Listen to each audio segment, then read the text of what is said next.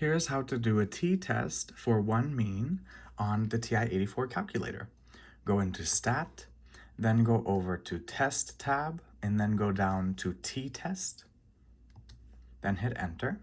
Then if you have statistics, we'll talk about that now. So let's say we're testing. A company says that their batteries last 10 hours on average. So maybe we test 20 batteries to see if that's true. And the batteries last for 8.31 hours on average with a standard deviation of 3 hours. So this is the sample standard deviation. We use the t-test when we don't know the population standard deviation.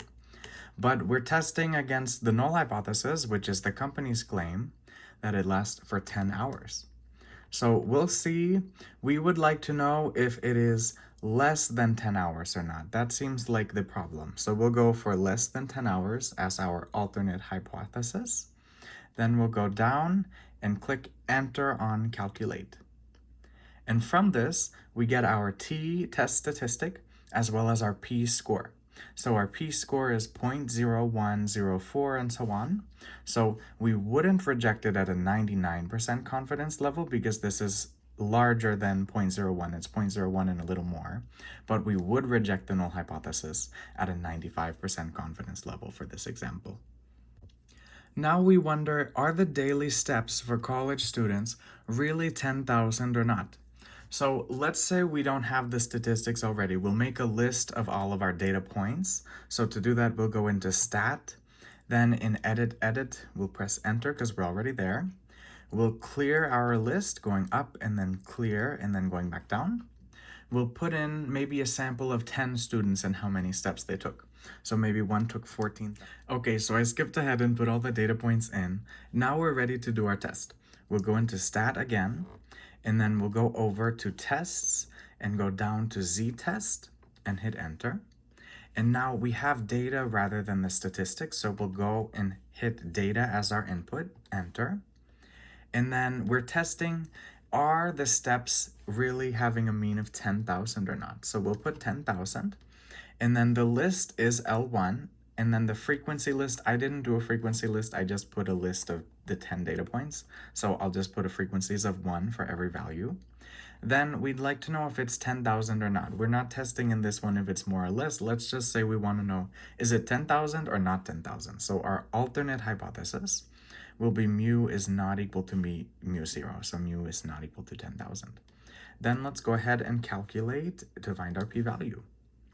So it looks like our p-value is 0.5538. So the x-bar we got for a sample of 10 random students and how many steps they took per day, 8,647.6 with a really large standard deviation. So with a really high p-value like this, we're not going to be rejecting the null hypothesis. And as before, here's our t-test statistic. It's not very extreme. So you can imagine this is not going to be great evidence against the mean being 10,000 steps. It could be, realistically, with how much standard deviation there is. So here, I want to show you what it looks like when you draw it. It's very cool. So we'll go into Stat, then go over to Tests and t-test again. And then we'll do everything the same as before. But instead, you could pick any color you like. Oh, magenta, that looks great. And then we'll go over and draw it. How beautiful it will be. So it'll draw the t distribution. In this case, we'll have 10 minus 1, which is 9 degrees of freedom. And here are all of the possibilities. As you can see, if the null hypothesis were true, we'd have this distribution. And our normalized test statistic is right here. So that's not very unrealistic given what the test statistics could be. Again, this is renormalized to the t distribution, but it reflects reality that what we got in our sample isn't very unreliable. We think that could happen. So with a p-value of 0.5539, we'll say we don't reject the null hypothesis in this case.